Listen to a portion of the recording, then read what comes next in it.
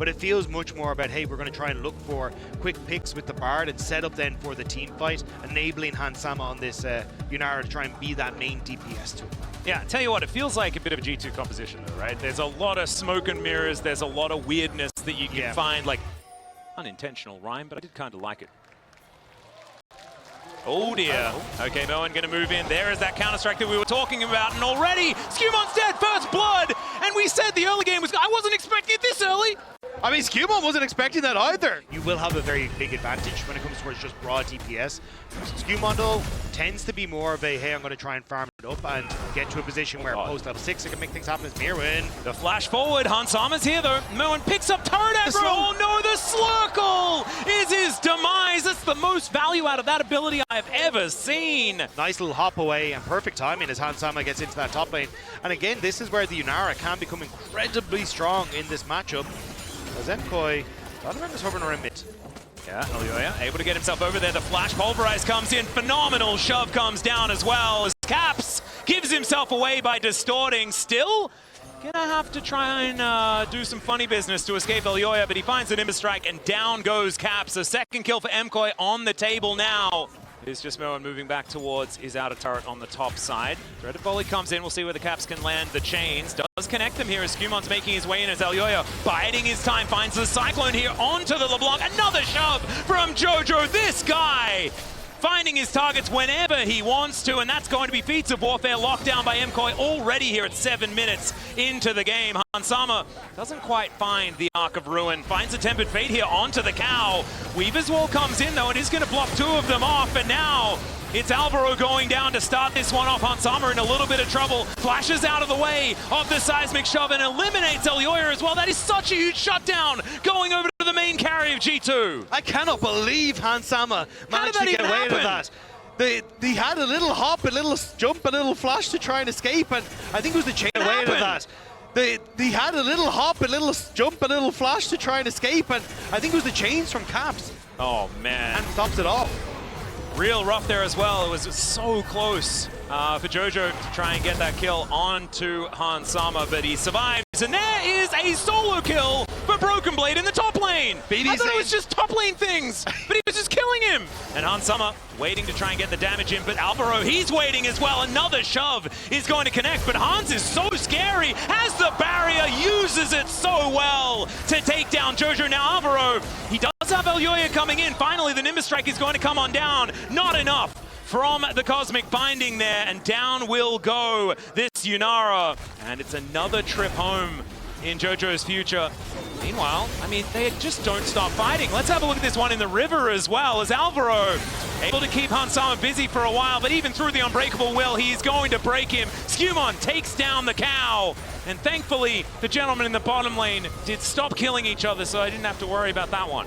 Mirwin did end up having to take the reset. I know I've got 2 eyes, but it's so hard to use them independently. I'm not a chameleon. I was just trying desperately to be like, where are you focused? And I'll look at the other one for the majority of Thanks, David. Yeah. But G2, happy to take kind of everything. So you needed a third eye. Keep your eye on the top lane, on this Rift Herald, and now that bottom lane as well. My third eye's blind, unfortunately. Oh. Isn't that a band? It is, yeah. Yeah, that's what I was going for. Kind of life. Yeah, yes. There it is. I still don't feel like it's very fair. No. There's so much damage that he's able to churn out. And like, if he can get access towards Super in that, I think it will be great. But you can kind of see like Jojo's been very good in those 1v1s of if I end up throwing out that Unraveled Earth. So you kind of have to make a play on towards Hanwha, but Labrov is just sitting as his own little ward to make sure you can't. Mimic Distortion comes down as Caps is going to be able to chain up this Talia. Seismic Shove goes wide, and Jojo is just going to get exploded. Labrov comes in with a meep slap, and that one's real dangerous as Alvaro escapes out of the Tempered Fate, and unfortunately now he's in the hands of Hanwha, who will find that Arc of Ruin, and Caps steals away the kill. Finally on the board here for the mid laner of G2. Nice collapse from G2. They know that they didn't have the wave in mid to worry about, as that one's only marching out of base, so they immediately collapse onto bot lane. Mirren, though, moving in here, because Hanwha has to try and get towards this turret, and Mkoy looking to pick him off as he does.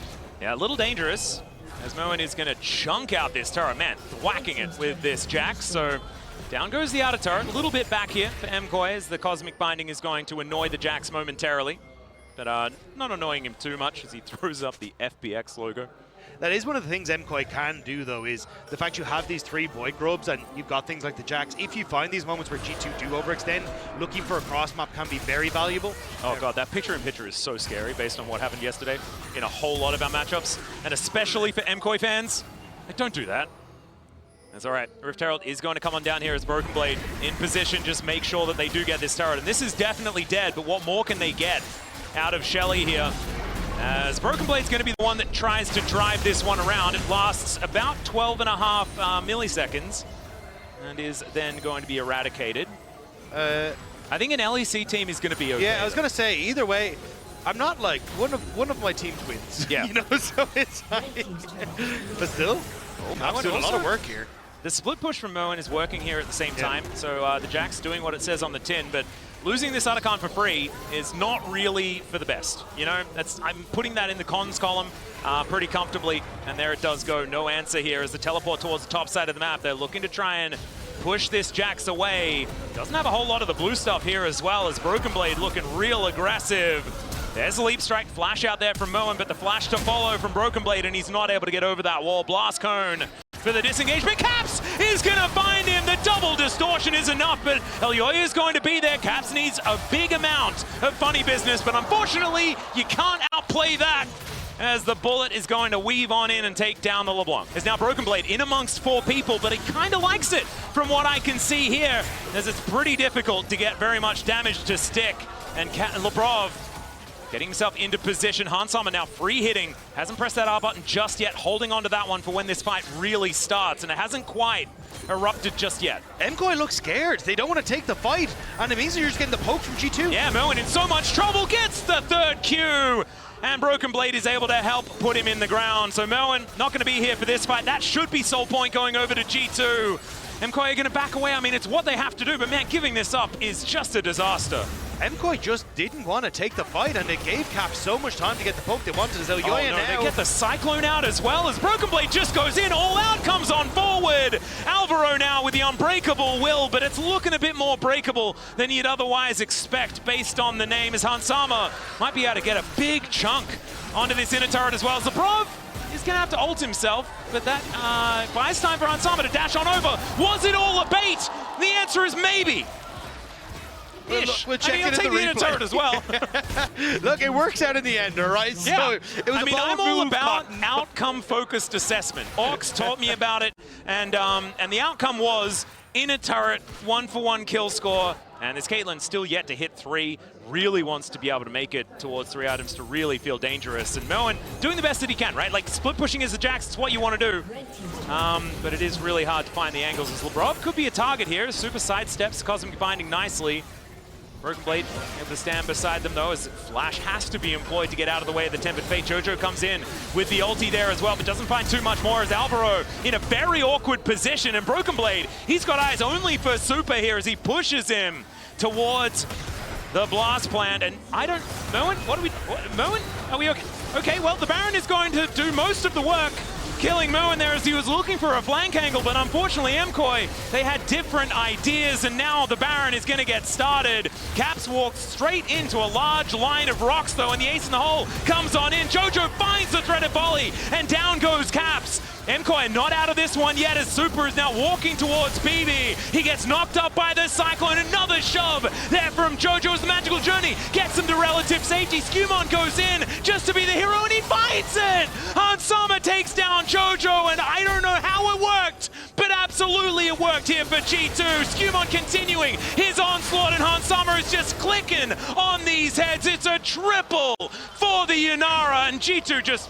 And G2, just like that, they turned it around. Yeah, and it was a mistake from Moen, but I saw the turnaround happening from MKOI. In the end, it is going to spell this inhibitor going down in the mid lane.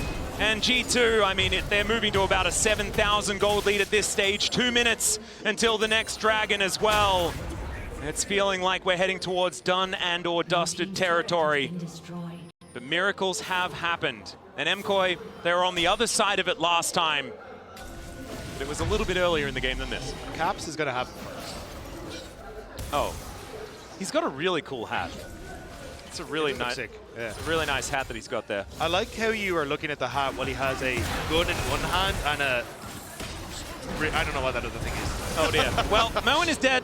Caps is going to chain him up, and Broken Blade going to help set him down there as Weaver's Wall comes on in. They want to try and block them off here, and Broken Blade might be the target, but the Tempered Fate is going to lock down the turret and 2 members of MKOI.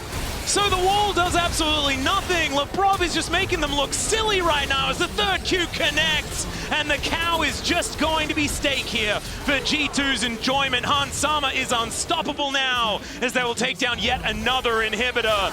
And it's feeling pretty similar to a lot of the other matchups between these two squads in the LEC as G2 are looking to play with their food a little bit here. Cyclone doing a fair bit of work, but Elyoya is on his fountain with not much more hope other than to try and stay alive and watch his Nexus fall as G2 are on the board here at Worlds. G2 woke up and chose violence. Yeah.